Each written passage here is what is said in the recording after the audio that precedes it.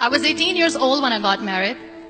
I belonged to a very conservative family, a Baloch family, where good daughters never say no to their parents. My father wanted me to get married, and all I said was, if that makes you happy, I'll say yes. And of course, it was never a happy marriage.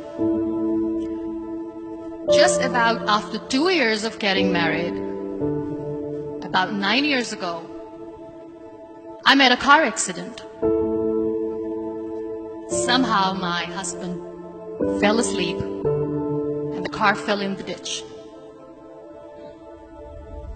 He managed to jump out, saved himself. I'm happy for him. But I stayed inside the car and I sustained a lot of injuries. The list is a bit long. Radius ulna of my right arm were fractured. The wrist was fractured. Shoulder bone and collarbone were fractured. My whole rib cage got fractured. But that injury that changed me and my life completely was the spine injury. Many people came to rescue. They gave me CPR. They dragged me out of the car.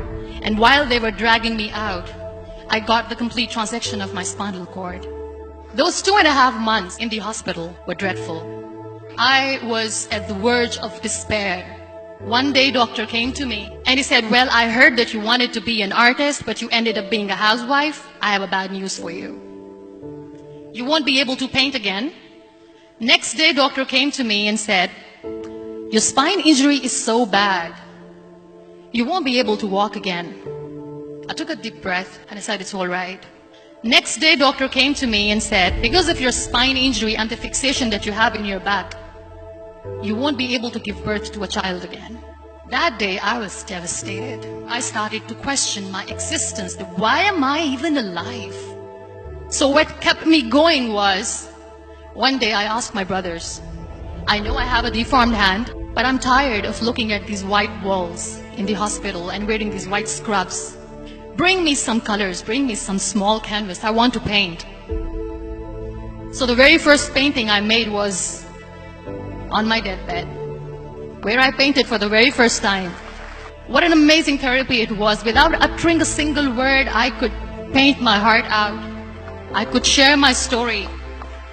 People used to come and say, what lovely painting. So much color. Nobody could see the grief in it. Only I could. And that day I decided that I'm going to live life for myself. I am not going to be that perfect person for someone. I am just going to take this moment and I will make it perfect for myself. That I'm going to fight my fears. So I wrote down one by one all those fears. And I decided that I'm going to overcome these fears one at a time. You know what was my biggest fear? Divorce. But the day I decided that this is nothing but my fear, I liberated myself by setting him free. And I made myself emotionally so strong that the day I got the news that he's getting married, I sent him a text that I'm so happy for you and I wish you all the best. And he knows that I pray for him today. Number 2 was, I won't be able to be a mother again. And that was quite devastating for me. But then I realized there are so many children in the world, all they want is acceptance. So there is no point of crying, just go and adopt one. And that's what I did.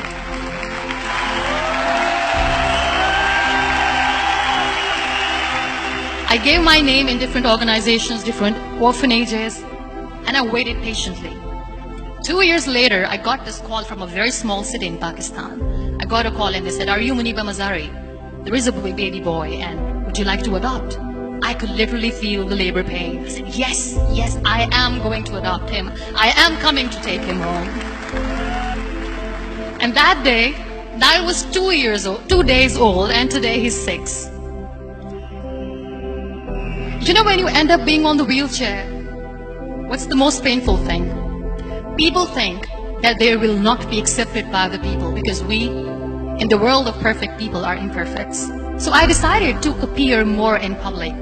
I started to paint. I have done a lot of modeling campaigns. I decided that I'm going to join the national TV of Pakistan as an anchor person. I became the National Goodwill Ambassador for UN Women Pakistan, and now I speak for the rights of women, children. I was featured in BBC 100 Women for 2015. I'm one of Forbes 30 under 30 for 2016. So when you accept yourself the way you are, the world recognizes you. It all starts from within. We have this amazing fantasy about life. This is how things should work. This is my plan. It should go as per my plan. If that doesn't happen, we give up. I never wanted to be on the wheelchair.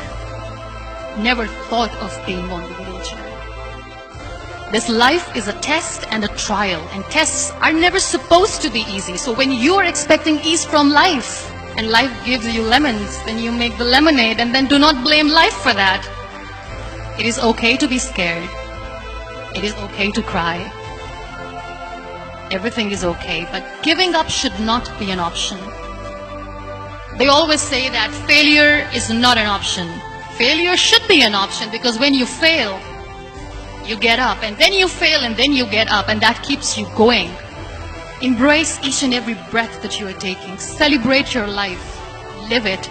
Don't die before your death. Real happiness lies in gratitude. So be grateful, be alive, and live every moment.